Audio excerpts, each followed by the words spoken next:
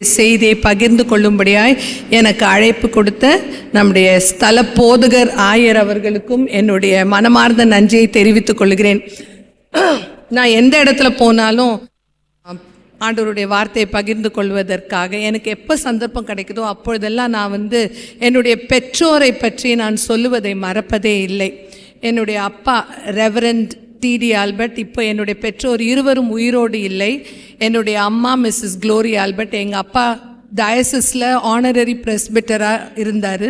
எங்களுடைய அம்மா ஒரு சிஎஸ்ஐ சர்ச்சில் சிஎஸ்ஐ ஸ்கூலில் ஹெட் மிஸ்ட்ரஸாக பணி செய்தவர்கள்.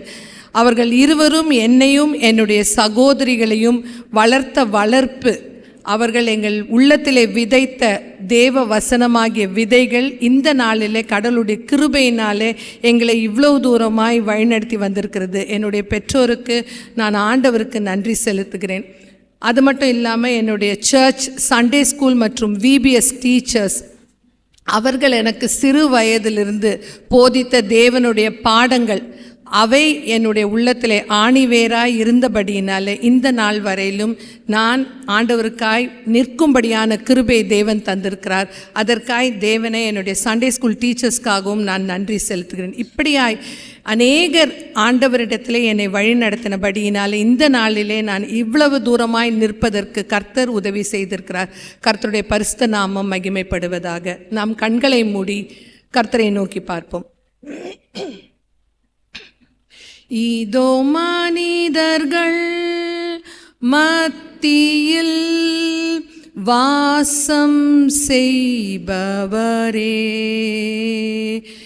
எங்கள் நடுவிலே வசித்திட விரும்பிடும் தெய்வமே. இதோ மனிதர்கள் மத்தியில் வாசம் செய்பவரே, எங்கள் நடுவிலே வசித்திட விரும்பிடும் தெய்வமே. உமக்கு சிங்காசனம் அமைத்திட உம்மை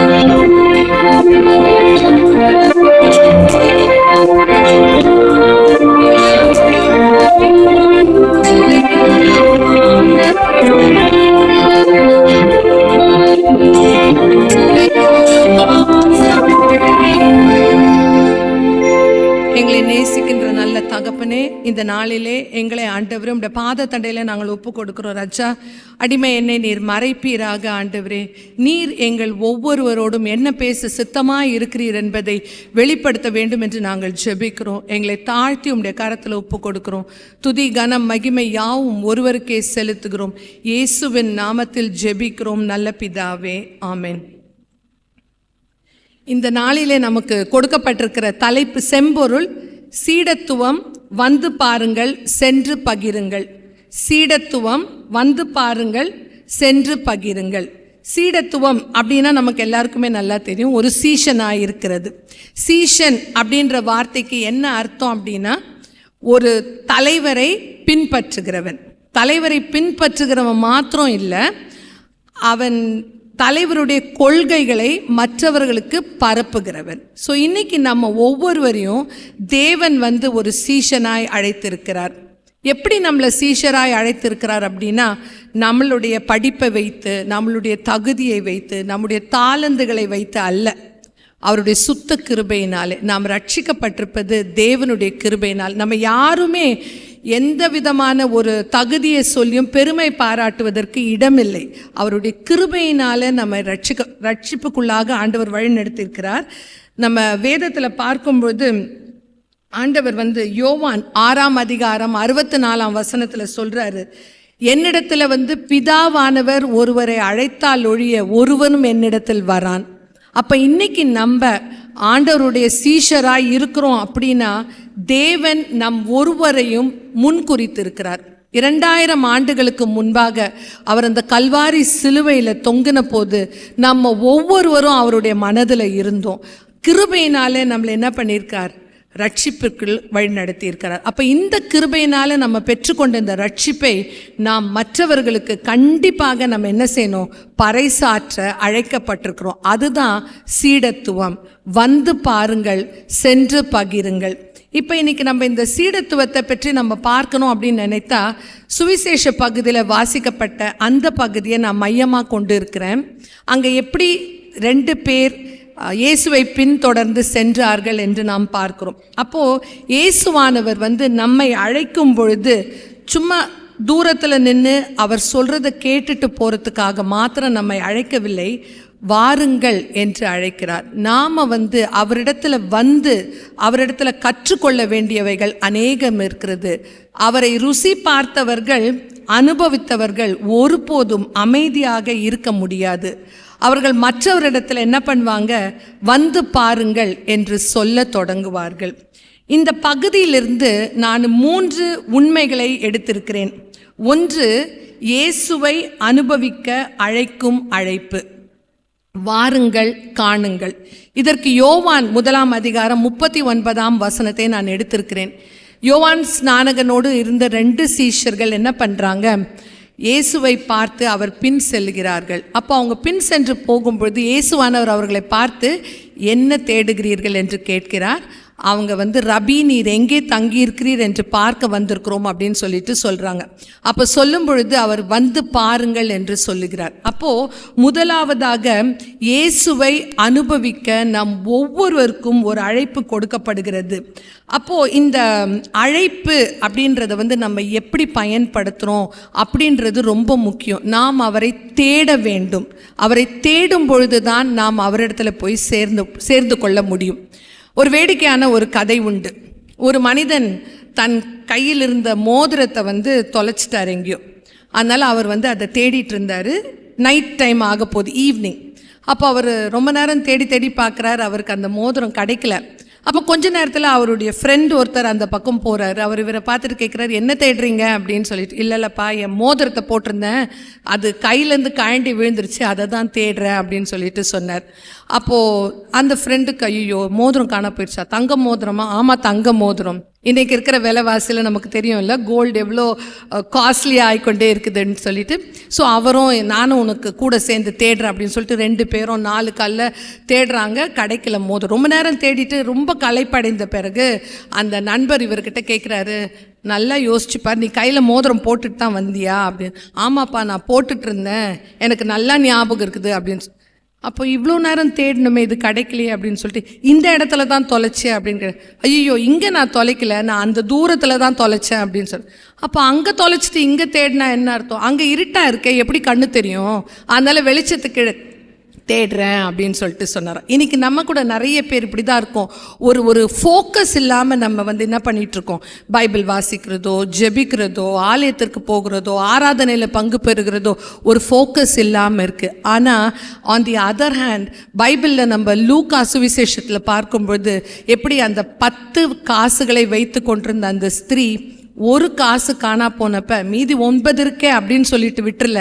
அவங்க என்ன பண்ணுறாங்க? விளக்கை கொளுத்தி அந்த முழு வீட்டையும் பெருக்கி அதை கண்டுபிடிக்கிற வரைக்கும் அவங்க என்ன பண்ணுறாங்க? தேடுறாங்க. அப்போ இன்னைக்கு நாம் கூட ஆண்டவரை அப்படியாக தேட வேண்டியவர்களாக இருக்கிறோம். இங்கிலீஷில் தேடுதல் அப்படின்றதுக்கு டு சீக் அப்படின்னு சொல்லிட்டு அர்த்தம். சீக் அப்படின்ற வார்த்தைக்கு என்ன மீனிங் அப்படின்னா, search to find. Not just search. Search to find. அப்போ இன்னைக்கு நம்ம ஆண்டவரை வந்து எப்படி நம்ம தேடுகிறோம்? ஆண்டவரை தேடி போகிறது ஒரு தகவலுக்கான அழைப்பு கிடையாது. Not just to get an information from him. அது ஒரு உறவுக்கான அழைப்பு. நம்ம அநேகர் வந்து இயேசுவை பற்றி நிறைய அறிந்திருக்கிறோம். இப்போ கேட்டால் நம்ம சொல்லிகிட்டே இருப்போம், அவர் வந்து இந்த உலகத்தில் குழந்தையாக பிறந்தார், 33.5 வருடங்கள் அவர் இந்த உலகத்தில் வாழ்ந்தார், 3.5 வருஷம் ஊழியம் செய்தார், அற்புதங்கள் செய்தார், நமக்காக மரித்தார், உயிரோடு எழுந்தார். இந்த மாதிரி நம்ம வந்து நிறைய இன்ஃபர்மேஷன் அவரை பற்றி நம்ம சொல்ல முடியும். ஆனால் இன்னைக்கு நம்ம ஆண்டவரை நம்முடைய சொந்த இரட்சகராக ஏற்றுக்கொண்டு இருக்கிறோமா? அதுதான் knowing a person is different from knowing about a person. ஒரு மனுஷனை பற்றி தெரிந்து கொள்ளுகிறது வந்து ஒரு மனுஷனை தெரிவதற்கு விட வித்தியாசமானது. Knowing a person is different from knowing about a person. இன்று God wants to have a personal relationship with each one of us. நம்மை அதற்காகத்தான் அழைக்கிறார் to have a relationship, not just வந்துட்டு போகிறதுக்கு இல்லை, அவரோடு ஒரு ஐக்கியமான உறவு நாம் வைத்து கொள்ள வேண்டும் என்று அழைக்கிறார். இன்னைக்கு நம்மளை ஆண்டவர் ஜெபத்தில் அழைக்கிறார், வேத வாசிப்பில் அழைக்கிறார், ஆராதனையில் அழைக்கிறார். நாம் அவரிடத்துல வரும்பொழுது அவர் நம்மை ஒவ்வொருவரையும் என்ன பண்ணுகிறார்? அவருடைய சீஷர்களாய் மாற்றுகிறார். அவருடைய சீஷர் ஆகணும் அப்படின்னா வசனம் சொல்லுது, சிலுவையை சுமந்து கொண்டு என் பின்னே வாருங்கள். ஐயோ, சிலுவை சுமக்கிற வாழ்க்கையா? எனக்கு வேணாப்பா, அது எவ்வளோ கஷ்டமாக இருக்கும் அப்படின்னு நம்ம எல்லாரும் நினைக்கிறோம்ல. ஆனால் அந்த வாழ்க்கை வாழ்வதற்கு தேவன் நமக்கு உதவி செய்கிறார். நம்ம மத்தேயு சுவிசேஷத்தில் பார்க்கும்பொழுது, என் பின்னே வாருங்கள், நான் உங்களை சீஷராக்குவேன், நான் உங்களை மனிதர்களை பிடிக்கிறவர்களாக்குவேன் என்று சொல்கிறார். அப்போது அவர் ஒரு ஓப்பன் கால், அழைப்பு கொடுக்கிறார், என் பின்னே வாருங்கள். அப்போது அந்த அழைப்பை ஏற்றுக்கொண்டு அவருக்கு பின் செல்ல வேண்டியது நாம் எடுக்கிற ஒரு decision. It is a choice that we make.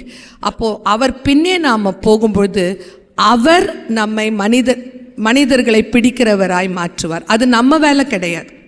நம்மளுடைய வேலை அவருக்கு பின் செல்ல வேண்டியது மாத்திரம் தான் நம்மளுடைய வேலை. நாம் அவருக்கு பின் செல்லும் பொழுது அவர் என்ன பண்ணுவார்? நம்மை மனிதர்களை பிடிக்கிறவர்களாய் மாற்றுவார். இயேசுவை கண்டவர்கள், இப்போ இந்த அந்திரேயாவும் மற்றொரு சீஷனும் இயேசுவின் இடத்துல போகிறாங்க. அப்போ அவங்க என்ன பண்ணுறாங்க? அன்னைக்கு இரவு முழுவதுமாய் அவரோடு கூட தங்குகிறார்கள். அப்போ இயேசுவை கண்டவர்கள் மீண்டுமாய் ஒரு பழைய வாழ்க்கையில் இருக்கவே முடியாது. அவர் ஆண்டவரோடு அந்த இடத்துல தங்கி இருந்தாங்க. யோவான் சுவிசேஷத்தில் நம்ம பார்க்கும்போது அந்த திராட்சை செடியில் கொடி நிலைத்திருந்தால்தான் அது மிகுந்த கனிகளை கொடுக்கும். இப்போ தோட்டக்கார் கொடி நல்லா வளர்ந்துருச்சு, அதனால் இந்த கொடியை தனியாக எடுத்து வச்சிடலாம் அப்படின்னு சொன்னால் அதில் கனிகள் வரவே வராது. அந்த செடியோட அட்டாச்சாக இருந்தால் தான் life will flow into the branch. அப்போ இன்னைக்கு நாம் அவரிலே நிலைத்து நிற்க வேண்டும். நாம் அவரில் நிலைத்து நிற்கும் பொழுது தான் மிகுந்த கனிகளை கொடுப்போம். ஒரு சின்ன கிராமத்தில் இருந்த ஒரு வாலிபன் அவனுக்கு மலை ஏறுறத பயின்று கொள்ள வேண்டும் என்று மிகுந்த ஆர்வமாக இருந்தான், மவுண்டனியரிங். அப்போ அவன் என்ன பண்ணுறான், போய் அங்கே ஒரு மவுண்டனியரிங் கோச் ஒருத்தரை தேடி கண்டுபிடிச்சி அவர்கிட்ட போய் சொல்கிறான், நான் இந்த மாதிரி மலை ஏறுறதை பழக்கப்படுத்திக்கணும், நான் ஒரு மவுண்டனியர் ஆகணும், எனக்கு நீங்கள் கற்றுக் கொடுப்பீர்களா அப்படின்னு சொல்லிட்டு கேட்குறான். உடனே அவரும் ரொம்ப சந்தோஷம். ஏன்னா இந்த பையன் வந்தது ஒரு ரொம்ப சின்ன கிராமம், அந்த கிராமத்துலேருந்து நிறைய பேர் இந்த மாதிரி வந்தது கிடையாது. ஸோ இவர் ரொம்ப சந்தோஷமாக அந்த பையனுக்கு ஒவ்வொரு நாளும் காலையில் கூட்டிகிட்டு போய் பயிற்சி கொடுக்குறாரு, ப்ராக்டிஸ் கொடுக்குறாரு, எப்படி அந்த மவுண்டனை ஏறணும் அப்படின்னு சொல்லிட்டு. அப்போ கொஞ்சம் நாட்கள் போன உடனே இந்த பையன் ஓரளவுக்கு அந்த மவுண்டனை ஏறுறதுக்கு கற்றுக்கொண்டான், தேறினவனானான்.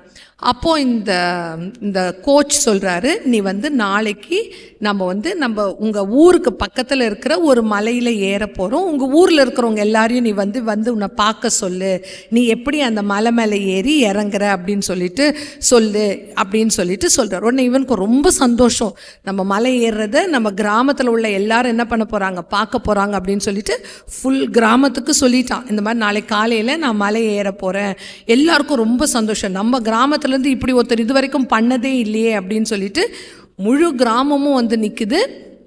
இந்த கோச்சும் அவருக்கு பின்னால் இந்த வாலிபனும் என்ன பண்ணுறாங்க, மலை ஏற ஆரம்பித்தாங்க. அப்போ அந்த கோச்சும் அந்த வாலிபனும் அவங்க 2 பேருக்கு நடுவில் ஒரு கயிறு, ஒரு ரோப் அட்டாச் பண்ணிவிட்டு அந்த கோச் ஏற ஏற அவருக்கு பின்னாலேயே இந்த வாலிபன் ஏறிக்கொண்டு போகிறான். அப்போது இவங்க அப்படியே கொஞ்சம் கொஞ்சமாக ஏறி மலை உச்சிக்கு போயிட்டாங்க. மலை உச்சிக்கு போன உடனே அவன் அங்கேருந்து கீழே குனிஞ்சு பார்க்குறான். அவன் கிராமத்து மக்கள் எல்லாம் சின்ன சின்ன எறும்பு மாதிரி தெரியுறாங்க. அவனுக்கு ரொம்ப சந்தோஷம். பரவாயில்ல, நம்ம யாருமே செய்யாததை நம்ம என்ன பண்ணிட்டோம், அச்சீவ் பண்ணிட்டோம் அப்படின்னு சொல்லிட்டு ரொம்ப சந்தோஷத்தில் இருக்கான். மேலே போயிட்டு திருப்பி இவங்க கீழே இறங்குறாங்க. பாதி தூரம் வந்துட்டாங்க. அப்போ திடீர்னு இவனுக்கு ஒரு எண்ணம் வருது, ஏன் நம்ம இந்த கோச்சோட இன்னும் அட்டாச்சாக இருக்கணும், நமக்கு தான் இப்போ நல்லா மேலே வரைக்கும் ஏறி போக தெரிஞ்சிச்சு இல்லை, நம்ம திருப்பியும் கீழே வந்துடலாமே அப்படின்னு சொல்லிட்டு அந்த கோச்சை பார்த்து சொல்கிறான், நான் இதுக்கு மேலே என்னுடைய இந்த ரோப்பை நான் கழட்டி விட்டுற போகிறேன், I don't have to remain attach to you அப்படின்னு. அப்போ அந்த கோச் சொல்கிறா, இல்லை தம்பி, the way down is very dangerous, நீ கேர்ஃபுல்லாக இல்லைன்னா கீழே விழுந்துருவேன் அப்படின்னு. இல்லை எனக்கு தெரியும், மேலே ஏறி வந்த எனக்கு கீழே இறங்க தெரியாதா என்ன அப்படின்னு சொல்லிட்டு அவர் பேசிகிட்டு இருக்கும் போதே என்ன பண்ணிட்டான், அந்த ரோப்பை கழட்டி விட்டுட்டான். அவர் சொல்கிறார், இல்லை தம்பி வேண்டாம். ஆனால் அவன் அவர் சொன்னதே கேட்காம இறங்க ஆரம்பித்தான். அந்த பரிதாபம், கொஞ்ச நேரத்தில் அவன் கால் வழுக்கி அப்படியே கீழே விழுந்து மரித்து போய்விட்டான். What had to be a celebration. எல்லாரும் ஊர் மக்கள் எல்லாம் காத்து கொண்டிருக்கிறாங்க, இவன் கீழே வந்த உடனே ஒரு பெரிய கொண்டாட்டம் வைக்கணும் அப்படின்னு சொல்லிட்டு.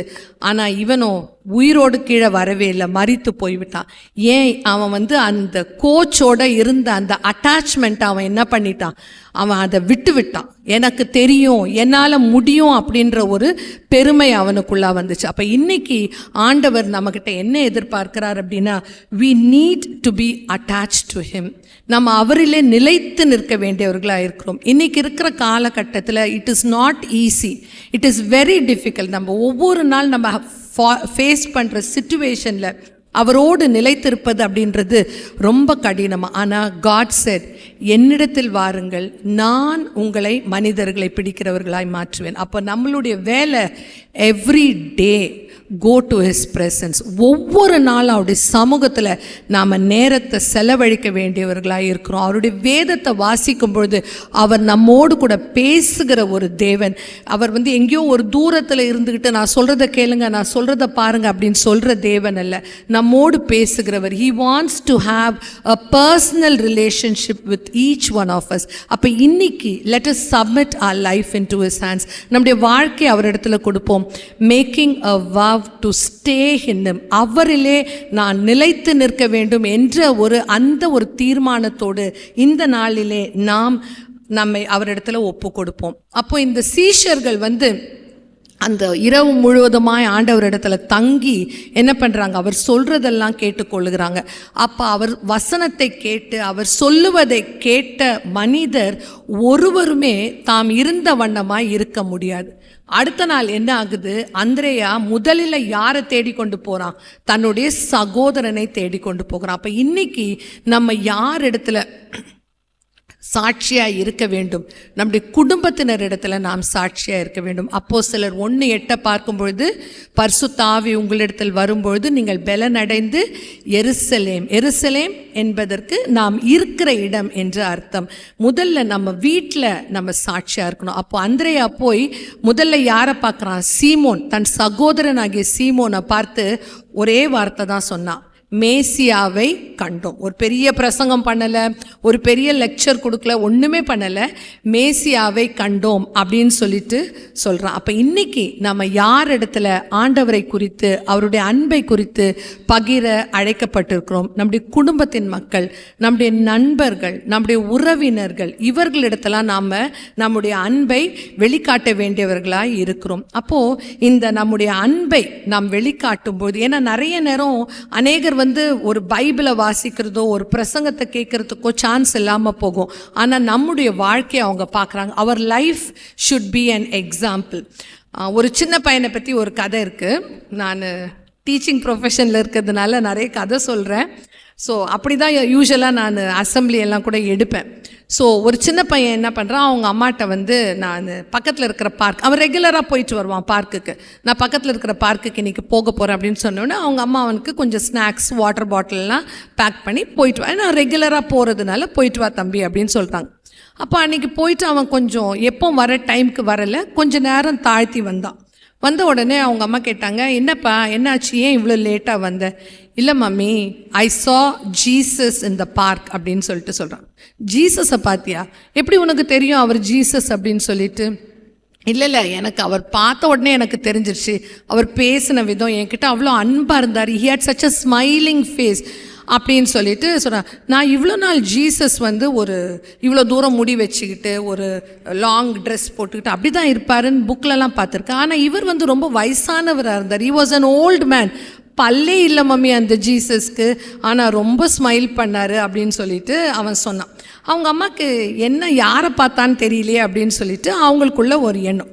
அட் த சேம் டைம் அவன் அந்த பார்க்கில் வந்து ஒரு வயசான மனிதன் ஒருத்தனை பார்த்துருக்கான். ஸோ இந்த வயசானவர் வந்து அவர் வீட்டுக்கு போகும்பொழுது அன்றைக்கி மாலையில் அவருடைய சன் அவரை கேட்டிருக்காரு, எங்கப்பா இன்னைக்கு ஃபுல் டே எங்கே போயிட்டு வந்தேன்? இல்லை நான் பார்க்கில் இருந்தேன், அண்ட் பார்க்கில் நான் வந்து ஜீசஸை பார்த்தேன் அப்படின்னு சொன்னார். ஜீசஸை பார்த்தீங்களா? அது எப்படி ஜீசஸை பார்த்தீங்க? ஆமாம்மா, நான் இவ்வளோ நாள் ஜீசஸ் வந்து ஒரு நடுத்தர வயதுள்ளவர்னு நினச்சிட்டு இருந்தேன், ஆனால் இன்றைக்கி தான் ஜீசஸ் ஒரு சின்ன பையன்றது எனக்கு தெரிஞ்சிச்சு அப்படின்னு சொல்லிட்டு. அப்போ என்ன ஆச்சு அப்படின்னா, அந்த பார்க்கில் தி லிட்டில் பாய் மெட் திஸ் ஓல்ட் மேன். அப்போ இந்த பையன் அந்த வயதானவர்கிட்ட இருந்த அந்த அன்பு, அவர் பேசுகிற விதத்தை பார்த்துட்டு அவன் இவர் தான் ஜீசஸ் அப்படின்னு நினச்சிக்கிட்டான். அட் த சேம் டைம் அந்த வயதானவர் இந்த சின்ன பையனை பார்த்து அவன்கிட்ட இருந்த ஆகாரத்தை அவன் பகிர்ந்து கொடுத்தான், அவரிடத்துல சந்தோஷமாக பேசினான்.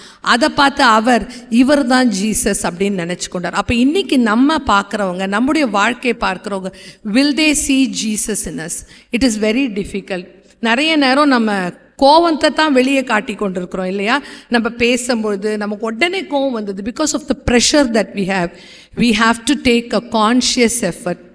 இயேசுவை நான் மற்றவர்களுக்கு காட்ட வேண்டும், மற்றவர்களோடு இயேசுவை நான் பகிர்ந்து கொள்ள வேண்டும். ஏன்னா நிறைய நேரத்தில் others might not get an opportunity to read a Bible. ஒரு வேதத்தை வாசிக்க, ஒரு பிரசங்கத்தை கேட்க ஒருவேளை அவங்களுக்கு ஒரு சிச்சுவேஷன் இல்லாமல் போகலாம். பட் நம்ம ஒவ்வொரு யூ ஆர் அண்ட் வாக்கிங் எபிசல் அப்படின்னு தான் பவுல் சொல்கிறார். நீங்களே நடமாடும் நிருபங்களாய் இருக்கிறீர்கள்.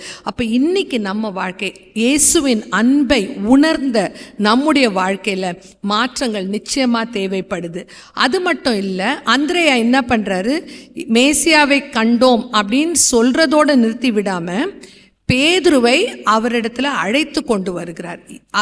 சீமோனை இயேசுவிடம் அழைத்து கொண்டு வந்தார். அப்போ இன்னைக்கு அவருடைய அன்பை நாம் உணர்ந்தவர்களாக இருப்போமானால் மற்றவர்களிடத்தில் போய் அதை பகிர்ந்து கொள்ளுவோம்.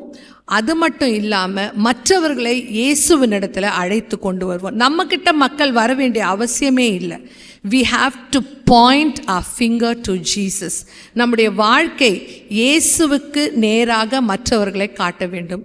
அப்போ இந்த அந்திரேயா வந்து சீமோனை கூட்டிகிட்டு வராரு.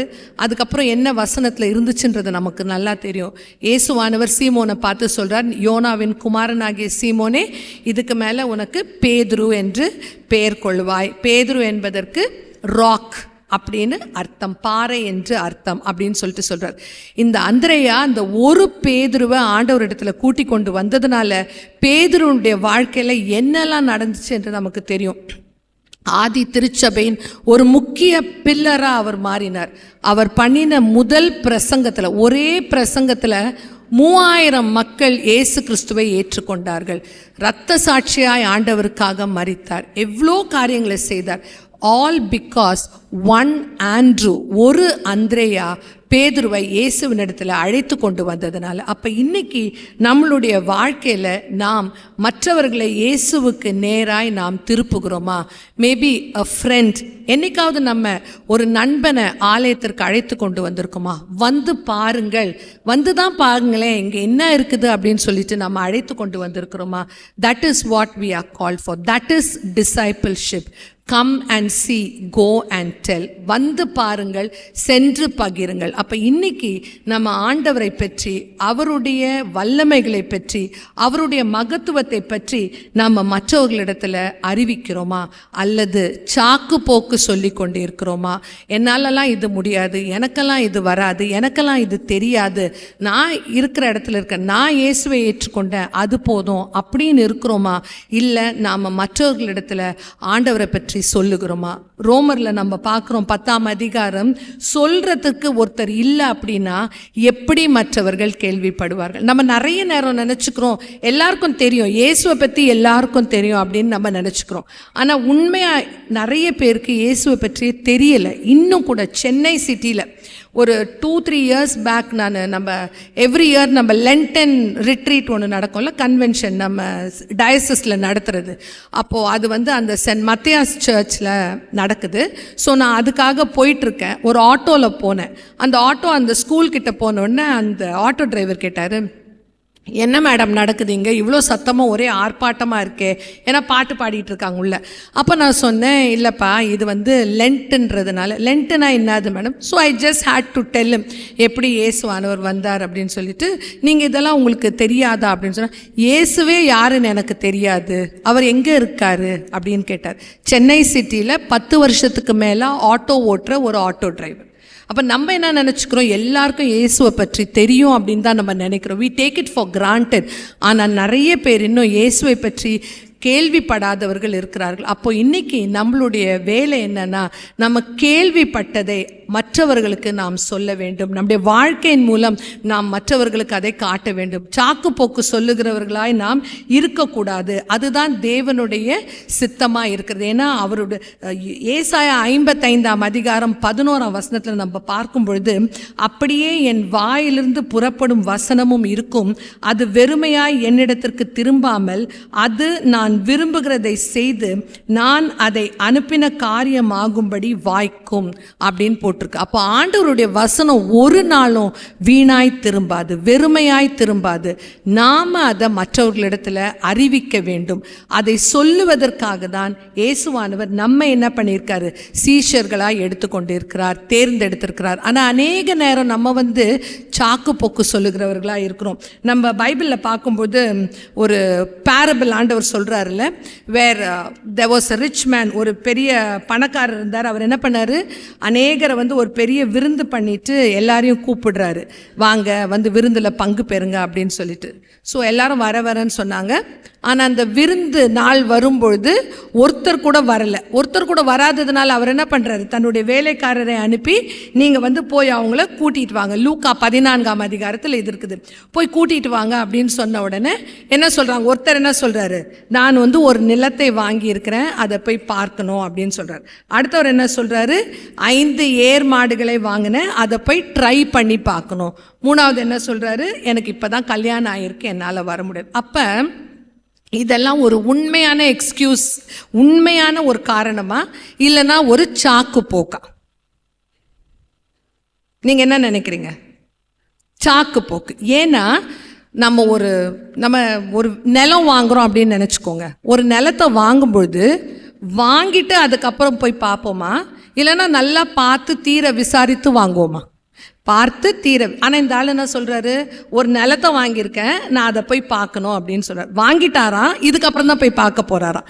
அடுத்தவர் என்ன சொல்கிறாரு, 5 ஏர் மாடுகளை வாங்கியிருக்கேன், நான் என்ன பண்ணோம், அவங்கள போய் ஓட்டி பார்க்கணும். அப்போது ஏர் மாடை வாங்குறவங்க ஓட்டி பார்க்காம வாங்கியிருப்பாரா? வாங்கின பிறகு தான் போய் ஓட்டி பார்ப்பாங்களா? ஸோ இதுவும் சாக்கு போக்கு. மூன்றாவது, எனக்கு இப்போ தான் திருமணம் ஆயிருக்கு, என்னால் வர முடியாது அப்படின்னு சொல்கிறார். திருமணமானாலே என்ன பண்ணுவாங்க, நிறைய பேர் விருந்துக்கு கூப்பிடுவாங்க.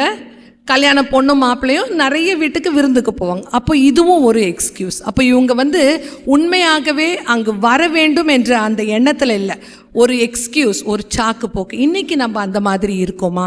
நம்ம ஆண்டவரை பற்றி மற்றவர்களிடத்து சொல்றதற்கு சாக்கு போக்கு சொல்லி கொண்டிருக்கிறோமா? நாம அறிவிக்காவிட்டால் எப்படி மற்றவர்கள் அறிந்து கொள்ளுவார்கள்? நம்ம சொல்லணும். தேவனுடைய வார்த்தை உண்மை உள்ளதா இருக்கிறது, ஜீவன் உள்ளதா இருக்கிறது. அது என்ன கிரியை செய்யணுமோ செய்யும். அதான் ஏசாயா 55 சொல்லியிருக்கு, என்னுடைய வாயிலிருந்து புறப்பட்ட வார்த்தை ஒருபோதும் வெறுமையாய் என்னிடத்திற்கு திரும்பாது. அது என்ன காரியத்தை செய்யணுமோ அதை செய்யும். அது காரியத்தை செய்ய வேண்டியது அவருடைய வேலை. நம்முடைய பொறுப்பு என்ன? ஆண்டவரை பற்றி மற்றவர்களிடத்துல நம்ம சொல்ல வேண்டும். கடைசி காலங்களில் ஜீவித்து கொண்டிருக்கிறோம். ஒரு 2-3 days பேக் பார்த்தீங்கன்னா பேக் டு பேக் ஒரு 7 இடத்துல எர்த்குவேக்ஸ் வந்திருக்கு. வெனிசுலாலேயே 2 முறை அடுத்தடுத்து வந்திருக்கு. பூமி அதிர்ச்சிகளை பற்றி கேள்விப்படுவீர்கள் பைபிளில் கொடுத்துருக்கு. பட் இவ்வளோ ஆஃபனாக, இவ்வளோ ரேப்பிடாக, இவ்வளோ ரெக்கரண்ட்டாக இப்போ தான் நம்ம கேள்விப்படுறோம். டெம்பரேச்சர் அவ்வளோ ஹையாக இருக்குது, இருக்க முடியல, ஏசி போட்டால் கூட இருக்க முடியல. எல்னினோ எஃபெக்ட் அப்படின்றாங்க. இதெல்லாம் நம்ம பார்க்கும்பொழுது இதெல்லாமே நமக்கு ஒன்று தான் காட்டுது. We are living in the last days. கடைசி காலங்களில் ஜீவித்து கொண்டிருக்கோம். Whether we like it or not, whether we want to accept it or not, நம்ம கடைசி காலங்களில் ஜீவித்து கொண்டிருக்கிறோம். ஆண்டவருடைய வருகை அதிக சமீபமாக இருக்கிறது. அப்போ இன்னைக்கு நம்ம கையில் கொடுக்கப்பட்ட பொறுப்பு, ஆண்டவருக்காக நம்ம எத்தனை ஆத்துமாக்களை ஆதாயம் பண்ணியிருக்கிறோம், எத்தனை பேர்கிட்ட நம்ம சொல்லியிருக்கோம். பவுல் விதை விதைத்தார், அப்போலோ நீர் பாய்ச்சினார், விளைய செய்கிறவர் தேவன். சொல்ல வேண்டியது மாத்திரம்தான் நம்முடைய கடமை. சொல்லிட்டோம்னா அது எப்படி கிரியை செய்யணும் அப்படின்றத அவர் பார்த்து கொள்வார். ஒரு நாள் நம்ம அவர் ஜட்ஜ்மெண்ட் சீட்டுக்கு முன்னால் போய் நிற்கும்பொழுது வெறும் கையோடு நம்ம போய் நிற்க முடியாது. ஆண்டவர் நம்மளை பார்த்து கேள்வி கேட்டார்னா நம்ம என்ன பதில் சொல்லுவோம்? இன்னைக்கு let us ponder over this in our heart. நம்முடைய மனதில் இதை நாம் யோசித்து பார்ப்போம். எவ்வளோ ஆண்டவர் நன்மைகளை நமக்கு செய்திருக்கிறார். நம்ம சுற்றி இருக்கிற மற்ற எவ்வளோ பேரை பார்க்கும்பொழுது தேவன் நம்மளை எவ்வளோ அருமையாய் வைத்திருக்கிறார். நாம் அவருக்கு சாட்சி பகிர்வோமா? அதுதான் சீஷத்துவத்தின் ஒரு இம்பார்ட்டன்ட் கிரக்ஸ். வந்து பாருங்கள், சென்று பகிருங்கள். இன்னைக்கு ஆண்டவர் நமக்கு செய்திருக்கிற நன்மைகளை, நமக்கு கொடுத்திருக்கிற ரட்சிப்பை நாம் மற்றவர்களிடத்தில் பகிர்ந்து கொள்ள அழைக்கப்படுகிறோம். Let us take a conscious decision. அப்பா இயேசுவே, உம்மை பற்றி நான் மற்றவர்களிடத்தில் வரும் நாட்களிலே அறிவிப்பேன். என்னுடைய வாழ்க்கையின் மூலமாய் நான் மற்றவர்களுக்கு உம்மை காண்பிப்பேன் அப்படின்னு சொல்லிட்டு ஒரு கான்ஷியஸ் டிசிஷன் எடுக்கும்பொழுது, என்னிடத்தில் வாருங்கள், நான் உங்களை மனிதர்களை பிடிக்கிறவர்கள் ஆக்குவேன். நம்ம when we submit ourselves into God's hand, அவர் நம்மை எடுத்து பயன்படுத்துவார். Let us pray.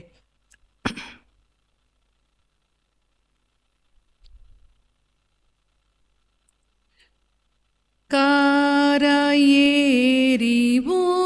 மதண்டை நிற்கும்போது ராட்சகா உதவாமல் பாலனற்று வெட்கப்பட்டு போவேனோம். ஆத்மா ஒன்றும் ரட்சிக்காமல் வெட்கத்தோடே ஆண்டவா வேறும் கையனாகவும்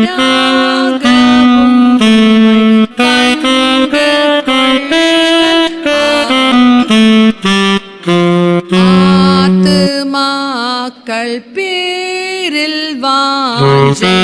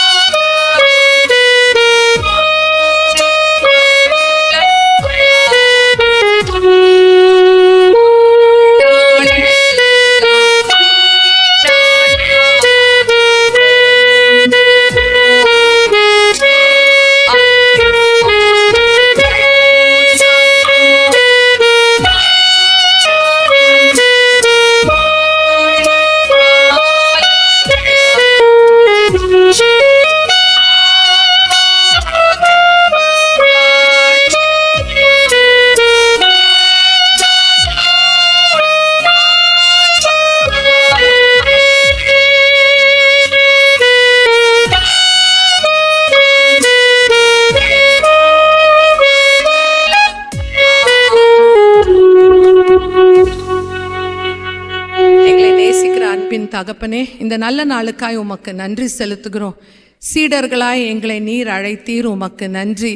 உம்மை ருசித்தவர்களாகிய நாங்கள் மற்றவர்களிடத்தில் உம்முடைய அன்பை பகிர்ந்து கொள்ள எங்கள் வாழ்க்கையை நீர் மாற்ற வேண்டும் என்று நாங்கள் ஜெபிக்கிறோம்.